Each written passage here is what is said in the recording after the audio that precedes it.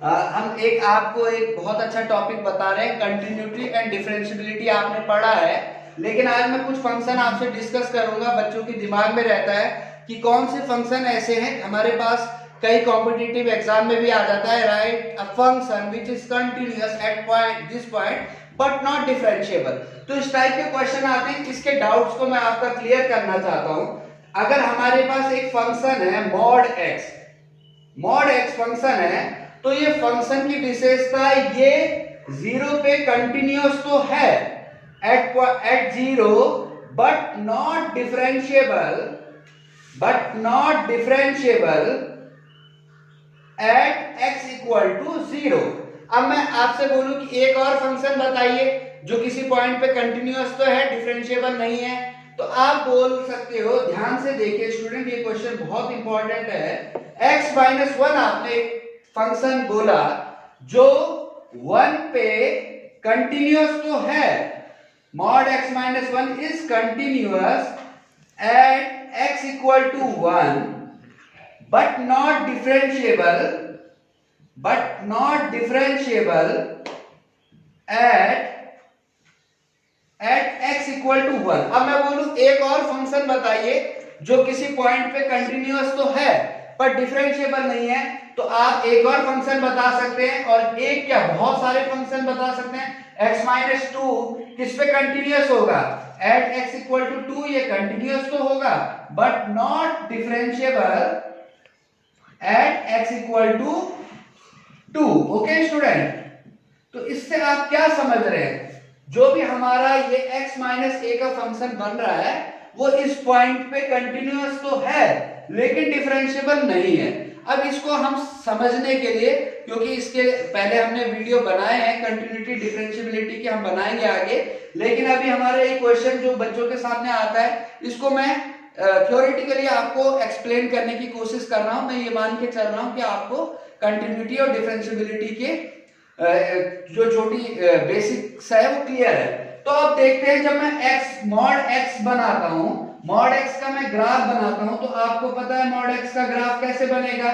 Mod x का graph ये और यहां से ऐसा बन जाएगा। आप सोचेंगे कि आपने एंगल इतना क्यों लिखा, तो आपको पता है कि यहाँ कितना मॉड x में 45 डिग्री में यहां ले सकते हैं, ये हमने अनुमान लगा के अभी लिखा है।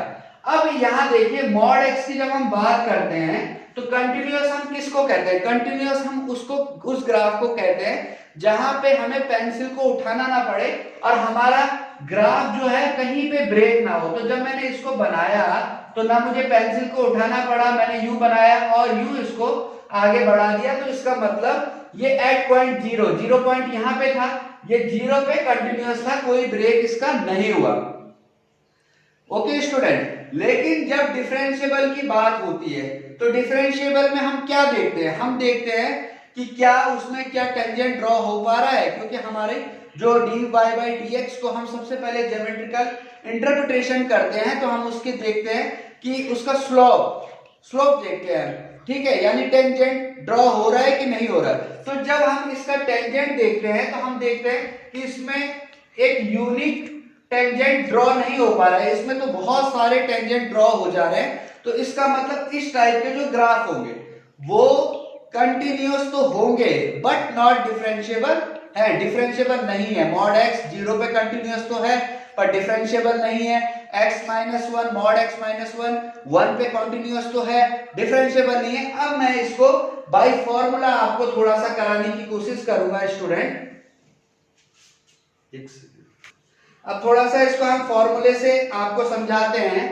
तो आपको कंटिन्यूटी के लिए दो प्रूफ करते हैं आप, left hand limit equal to right hand limit equal to value of the function at that point. तो हम जीरो पे चेक कर रहे हैं, तो जीरो पे हमें left hand limit, right hand limit और जीरो पे वैल्यू फंक्शन की चेक करेंगे। तो मॉड x का आपको विशेषता पता है, मॉड x प्लस x होता है जहां x ग्रेटर देन जीरो होता है, when x is less than zero it is minus x, और x इक्वल टू जीरो पे आप क्या ले सकते हैं, जीरो ले सकते हैं फंक्शन को। तो लेफ्ट हैंड लिमिट जब आप लेंगे, लेफ्ट हैंड लिमिट जब लेंगे x zero minus h, x tends to zero तो h टेंड्स टू जीरो, तो limit h tends to zero, तो लेफ्ट हैंड लिमिट ये आएगी तो माइनस x आ गया minus h, minus minus plus h और 0।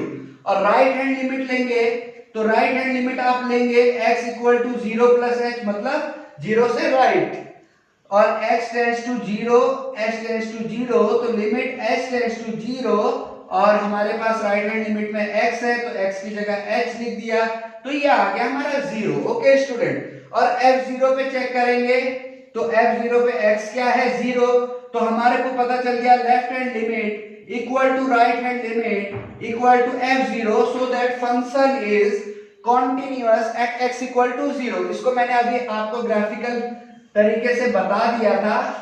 अब हम आते हैं कि ये डिफरेंशिएबल होगा कि नहीं।